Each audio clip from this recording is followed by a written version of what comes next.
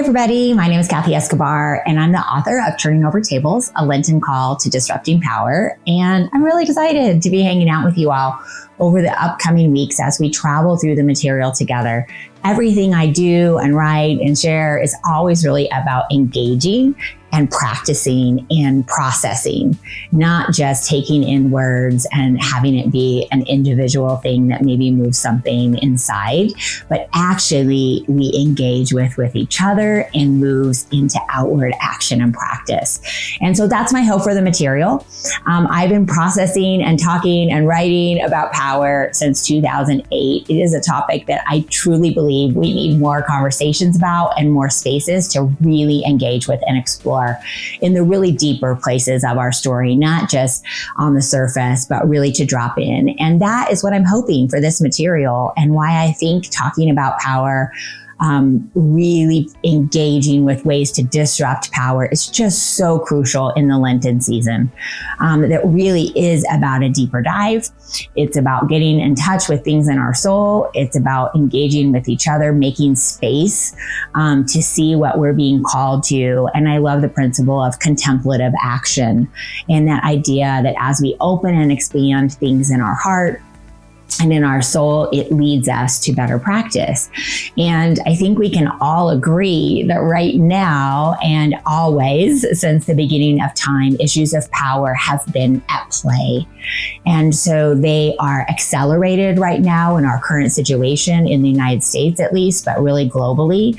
And really the things that Jesus was talking about 2,000 years ago, the things that he was calling out, the things that he was calling leaders to, is absolutely, positively just as crucial today, and maybe even more so, because there really is a need for disrupting unhealthy, destructive power systems that are harming all of us, and especially those that are most vulnerable, who Jesus was always pointing towards in all of his work and ministry.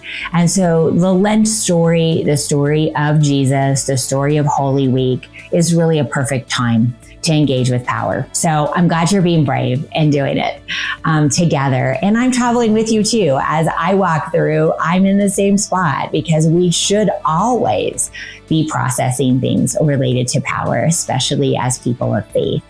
And so I just want to start with these first two, the intro and then into Ash Wednesday are really about entering in and being open.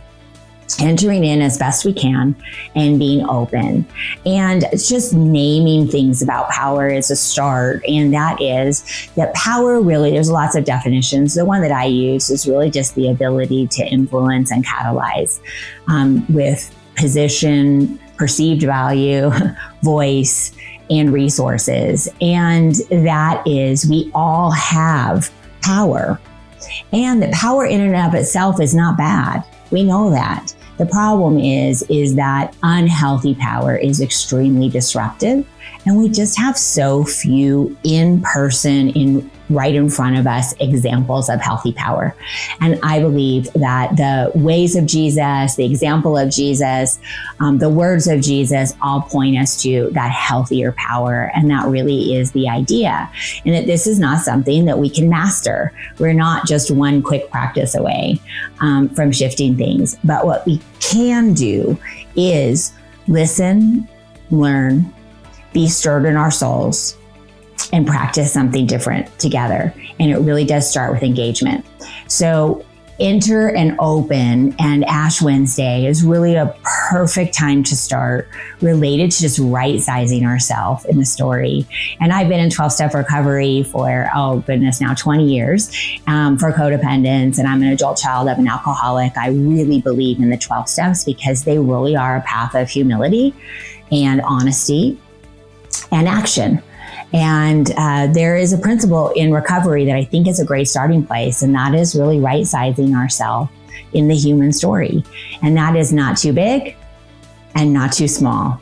And so sometimes our starting place as followers of Jesus and in some Christian theology has been lowly worm, nothing, on the floor crawling. And then the other part, and some of the things that we've been taught in our Christian culture, is that we're better than everyone else. and that Christians are above and separated from everyone else in a way that makes us superior. And I really do believe that Ash Wednesday, in a principle that can help us, is right-sizing ourselves as human beings, just the same as everyone else on the planet, no more, no less, humans, fragile, vulnerable, and extremely strong and resilient. And so right-sizing is a great place to start. And then just touching on the reality that power exists on a spectrum. It's fluid, it's different in certain contexts for us. We're in one role in one way and systems in other ways. And so it's fluid and it's flexible and it exists on a spectrum. And then lastly, as we enter, be open, these are kind of foundational things that I think are really important to explore, is that power is not like pie. It is not finite. It's not finite. It's not if we get a piece, someone else doesn't. Or if someone else gets one, we don't. It's not like pie. It's exactly like loaves and fishes. It multiplies when we give it away, when we share it, when we create more equitable systems, it multiplies. And so this is the piece of the Jesus story that has really kept me in as a leader and as a pastor of an eclectic spiritual community for the past 18 years, is that it is a beautiful thing to learn and practice how to share power and how to embody the ways of Jesus as best we can with all of our human weaknesses and flaws, but with a strong intention that we should be disrupting the current power systems by reflecting something different.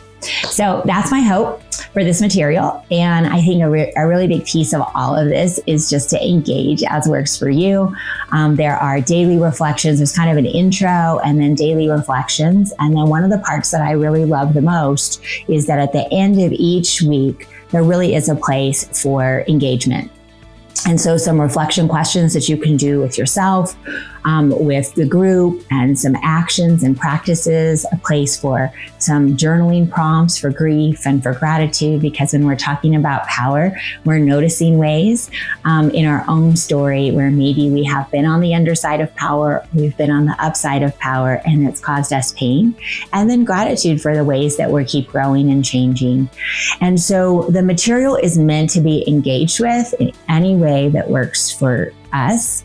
And for me, I think as we enter in, hopefully with open hearts, willing, humble, to try and resist our first reflex, which is always to get defensive, and to stay open-handed and open-hearted and wholehearted and see what comes up. And that's what I hope.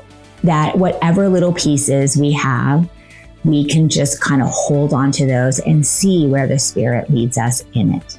And as we start, I think I'd just love to end with this, and that is to, after you're done engaging with week one, really name out loud what resonated.